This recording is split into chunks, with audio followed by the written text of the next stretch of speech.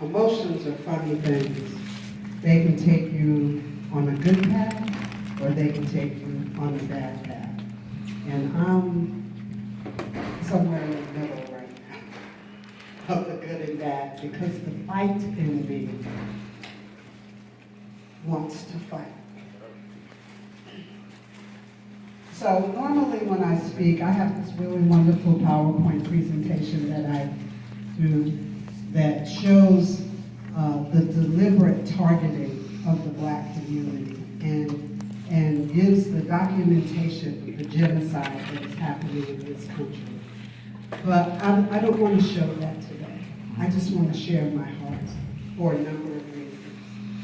I was in Dayton, where was I? Iowa, this week, and got to meet with two legislators there, two African-American legislators. And I was talking to them about the genocide, and both of those legislators had been paid by Planned Parenthood. And one of them looked at me and said, well, everything that you're saying is true, but I'm for Planned Parenthood. And I'm like, wow. So the person that invited me to Iowa sent me a message on Facebook, and it was an article about the billboards that Preterm has put up here in Cleveland. I don't know if you've ever argued with your computer, but I just wanted to punch someone. Abortion is sacred? Abortion is necessary? And as I read the article, it said, Black women need abortion. Why do we need abortion? This is what one of the preterm people said to the reporter. Black women need abortion. Why do only Black women need abortions? So when I got here last night in the middle of the snow, that was an interesting ride from the airport. I thank God that he sent an Uber driver who was from New York, because he knew how to drive in it.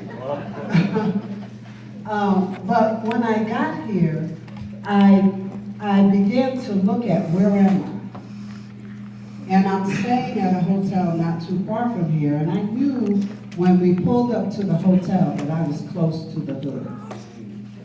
I could tell by looking at the surroundings of where I was. And so when I got here and talked to Molly and Janine, and they were like, okay, we're going to do this little short walk. Well, that wasn't quite the short walk I thought it was going to be, but I made it.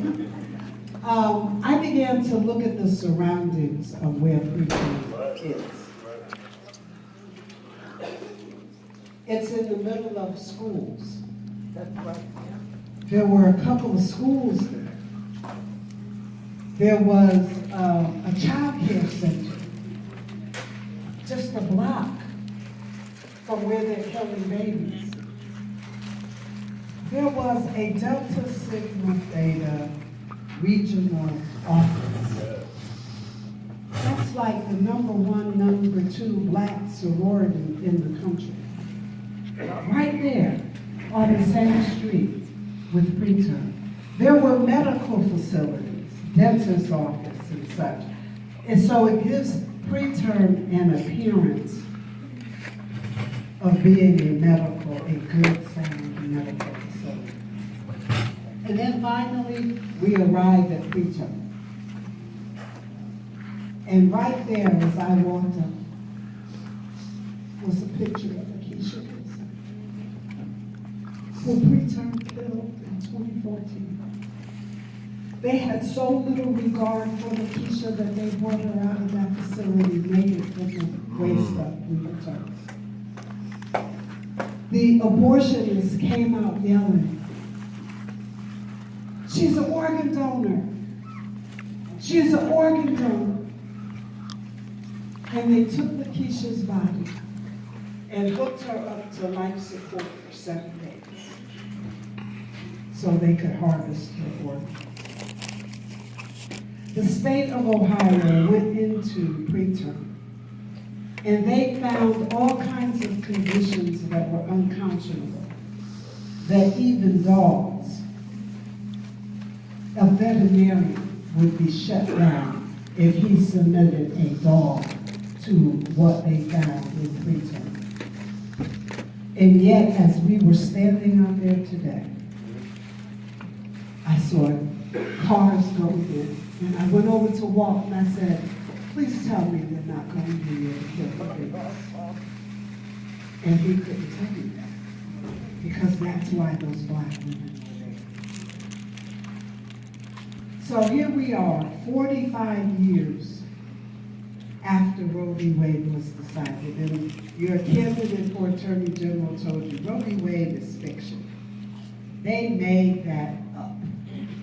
A couple of years ago, I got this vision from God to do teas for pastors' wives to educate about abortion and the genocidal impact it's having in the black community.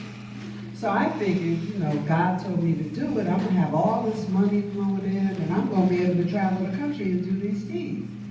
And no money came in, and I ain't had no money to do no tea, and I was sitting in my prayer closet, and I was in a well. Lord, where the money? You the one told me to do it. Now I'm all pumped up to do it, and you ain't gave me the money? And he said, shut up and write a book. And I said, okay, what you want me to write the book about? And that was my second pro-life book, The Fight for Life, Turning the Wounded into Warriors.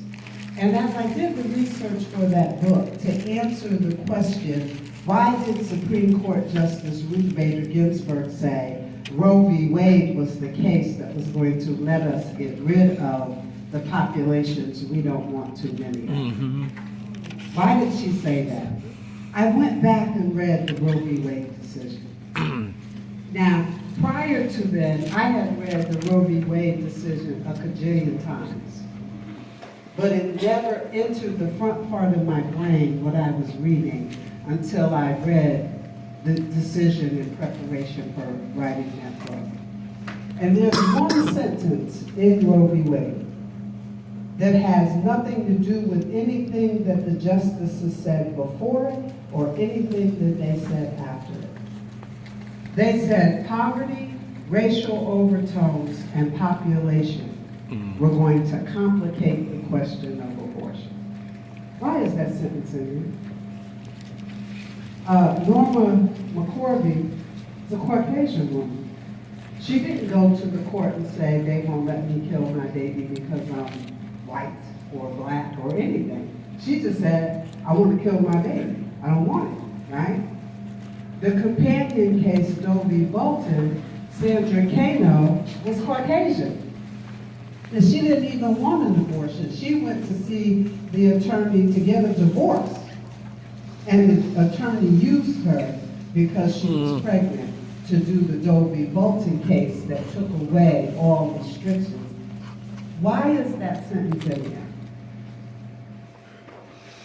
It's in there because abortion has never been about a woman's right to choose.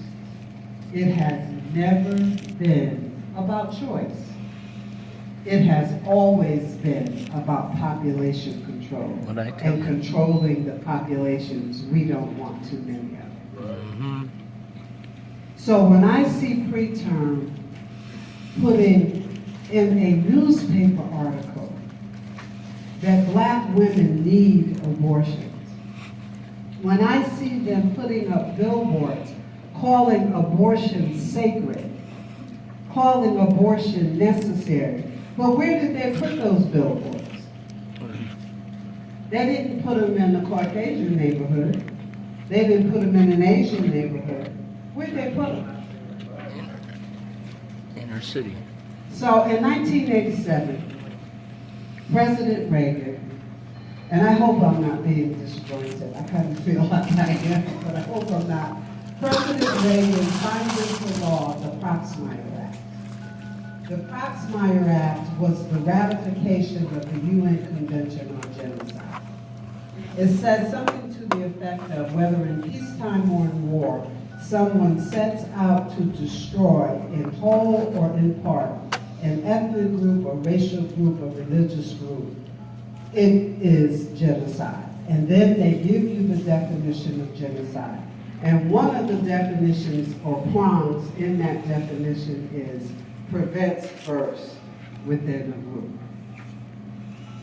And Planned Parenthood and preterm have violated the Proximate Act. Every time they kill a black baby in this country, they are in violation of that law. And so, the Restoration Project is launching an initiative, and I want to ask you to join me in this initiative. It's an Enough Summit. You know, ever since black people came to America, we have been in the crosshairs of the slave master, the segregationists, and now the eugenicists. Well, actually, the eugenicists have been in there from the beginning. And they are succeeding.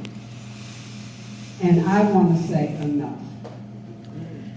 Enough. Yes. We ain't bothering you. Leave us alone, Planned Parenthood. We're not bothering you. We're not seeking you out. You're seeking us out. You are paying black legislators to promote your doctrine of abortion. You are paying black ministers to sing the praises of your organization in order to lure us into those abortion centers so you can kill our babies. Enough. Yeah. Enough. So on May 15th, I am hoping that 2,000 to 3,000 or more black and Latino women will join me in Washington, D.C. to petition the Congress to, number one, stop Planned Parenthood from targeting black women, investigate their targeting. Number two, refer the matter to the Department of Justice for prosecution under the Proximate Act. Hold them accountable for what they're doing. Number three, defund Planned Parenthood. You know, the only reason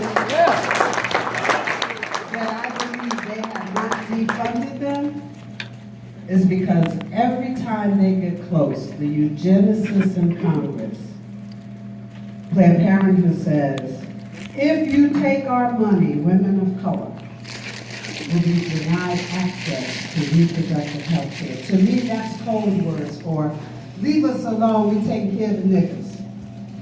Leave us alone. And so people like John McCain and Lisa Murkowski, who campaigned saying they were going to repeal Obamacare and stop forcing churches and groups like mine to have to pay for abortion, they backed down and went in a different direction, and they're still funding Planned Parenthood to the tune of $500 million every year. So take some of that money and put it in a fund so that women who have been injured by Planned Parenthood can get the help and care they need. If they were made infertile, help give them money to help them adopt children. Amen. If they have breast cancer, help them get treatment. If they're crazy as a bed bug in the rug because you know there's a direct connection between abortion and mental illness, give them some money to help them get the treatment that they need. Because they have lied and said abortion is safe and it's no more serious than getting your tooth pulled or something. And you have women that are around us each and every day that are angry. Yeah. That are angry. And you know where their anger's coming from? When that child was ripped from their womb, they realized they had made an irrevocable decision. They couldn't fix it. They couldn't put the baby back. That anger has to go somewhere. And right now, many of those women that were marching in Washington, D.C. in the pink hats are directing the anger at us for telling the truth. Because they're hurt women and they can't fix what they did. That's right. So take some of that money and let those women get treated. Let them get the help they need to be healed. Let them get the counseling that they need. Let some Christian counselors come and get to them and tell them about the goodness of the Lord in the land of the living so they can be healed from that abortion decision. But by golly, we have to take a stand, and we cannot keep fighting this fight the way we have for the last 45 years. The needle hasn't moved. 45 years after Roe, we are still killing, actually we're killing way more babies today than we were killing in 1970. And contrary to the reports you're going to hear that it's getting better, you know, this abortion center closed, it's not getting better. They're just not doing as many surgical abortions, but like in a state like Iowa, where they have telemed, you can just go on the internet and say, I want RU-46, and they'll send it to your home. How many women are being traumatized as they deliver their babies in their home by themselves? How many women have to get further treatment because the RU-486 didn't really work, and so they have to then go to get a surgical abortion on top of it to complete the abortion? How many of the women are dying? You know, they don't even collect those statistics to tell us how many women have died, whether in a surgical center or from RU-486, because what they have found is that RU-486